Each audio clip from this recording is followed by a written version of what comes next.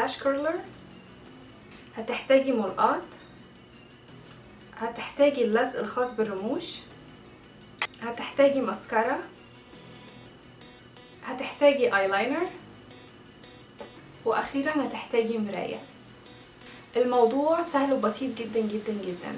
اول حاجة وهي الخطوة الاهم هي ازاي ان انتي تشيلي الرموش من العلبة الاصلية بتاعتها. طبعا الرموش زي ما احنا شايفين بتيجي في الشكل ده. ازاي تشيلي الرموش من الباكج الاصلي بتاعها؟ كل اللي هتحتاجيه هو ان انتي هتدوسي بصباعك في النص وهتبدأي تسحبي الرموش لتحت. انا كتير بشوف ناس بتشيل الرموش بالملقاط. طبعا الطريقه دي خاطئه لانه في احتمال لو الرموش الكواليتي بتاعتها مش حلوه قوي غالبا ممكن تشيلي الشعر من مكانه وبالتالي هتبوظ لك شكل الرموش. علشان كده لازم دايما ما تيجي تشيلي الرموش من الباكج الاصلي بتاعها هتسحبيها من النص. هتبداي من النص وهتبداي تسحبي الرمش لتحت وبعد كده هتبداي تسحبي الاطراف. طبعا هي لوز شويه لان انا استخدمتها قبل كده.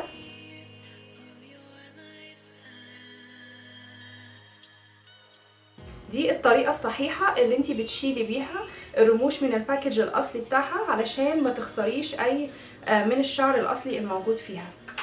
تاني حاجة العلبة اللي بتيجي مع الرموش ديت مش هترميها لان احنا هنحتاجها ان احنا هنطبق عليها الجلو اللي احنا هنستخدمه او اللزق اللي احنا هنستخدمه للرموش. طبعا انا بلاقي ناس كتير بتستخدم الجلو بتحطه بشكل مباشر على الرموش. لو انتي متعوده على الطريقه دي اتس اوكي، بس لو انتي مبتدئه ما انصحكيش ان انتي تعملي كده لان احنا محتاجين اقل قدر من اللزق على الرموش لان هو ده الجزء اللي هيسهل عليا تطبيق الرموش بعد كده. فباخد العلبه البلاستيك اللي هي بتيجي مع الرموش ديت وهاخد الجلو بتاعي او اللزق بتاعي واحط نقطه بسيطة جدا جدا، يعني اقل ما يمكن. انا مش محتاجة كتير للرموش بتاعتي. وطبعا هقفل الجلو بتاعي علشان ما ينشفش، ما تنسوش الخطوة دي. وبعد كده هاجي بالطرف بتاع الملقاط بتاعي وهعمل ديبنج في الجلو وهاخد جزء بسيط جدا جدا من اللزق بتاعي بتاع الرموش. طبعا اول حاجه بعملها قبل ما بحط الرمش هو انا بقيس على العين الاول.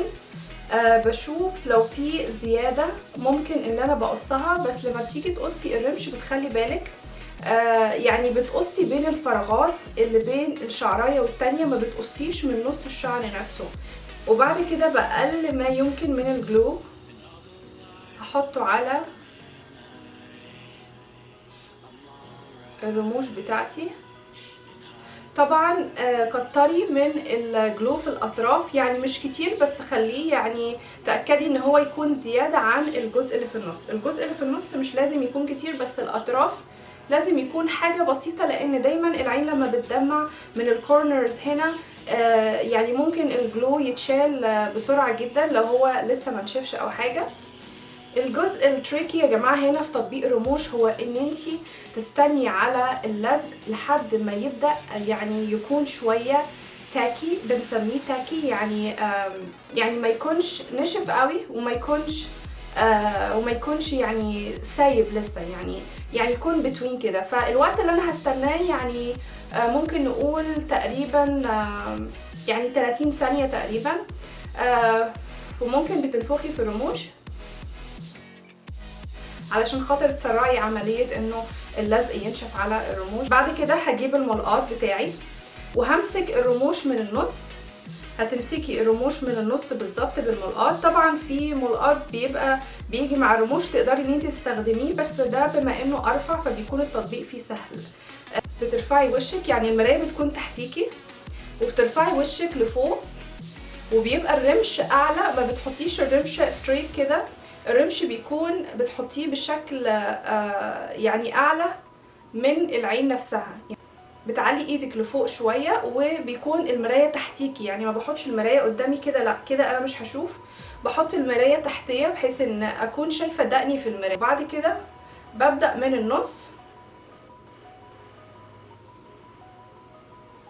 واتاكد ان النص لزق، يعني ان الرمش لزق من النص. ممكن استنى لمده 3 ثواني علشان اتاكد ان هو لزق.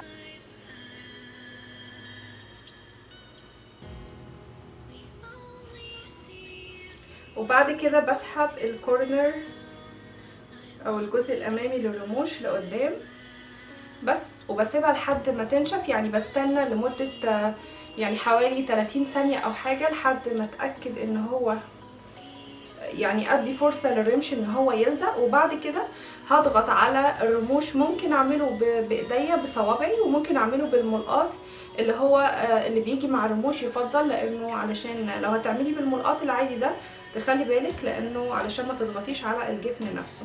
انتي عندك اختيار ان انتي ممكن بتعيدي بالايلاينر على الرمش من فوق، عشان لو في اي فراغات بين الرموش بتقدري ان انتي تغطي بالايلاينر بعد كده. يا رب اكون افدتكم النهارده. ما تنسوش لايك للفيديو، ما تنسوش تشاركوا الفيديو مع كل صحباتكم اللي حابين يتعلموا ازاي يطبقوا الرموش. شكرا ليكم وهشوفكم المره الجايه ان شاء الله.